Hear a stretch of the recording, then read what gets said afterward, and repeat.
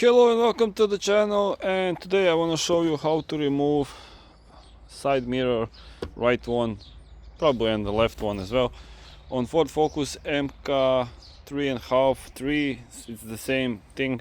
So what's the matter with these? You have this little sensor over here, so look at this bad boy, and once this one goes bad, you have problems. Or if it's the one with electricity that faults automatic, those also tend to break. So what you want to do, what you want to start with is this cover. You take it out, use plastic tools, whatever you have. Maybe you don't even need, but yeah, it comes quite easy. So what's holding it? This one and another one over here, so that's two clips holding it, and it goes inside. So you have this plug over here. Now depends on what kind you have. This one is an 8 pins, there can be 10 pins and 12 pins, so depends what you need. So there is one screw over here, one screw is over here, and one you need to remove this plastic cover, so another screw over here. I'm gonna use this bad boy over here. Try not to lose them, because I do lose them a lot inside that, and then it's quite pain to get them out. So if you have something with magnetic, it would be, or you just preventively take like that. So with hands, last few bits with hands, a much safer option, to be honest. So that's the third one. This one, even if it's full, it's not gonna land too far away. So yeah, after that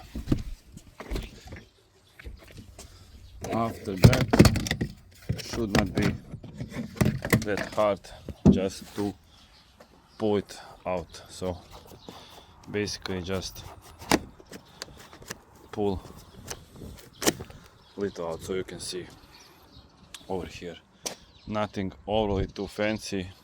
Same ways, go in, you find the right spot and you click it inside. As you took it out, same way it goes in. So with one hand quite harder, but with two hands quite easy. So just pull it, this plastic up, and now they're here, and then you put the screwdrivers back in. So that's for this side. Other side the same thing. So open the door,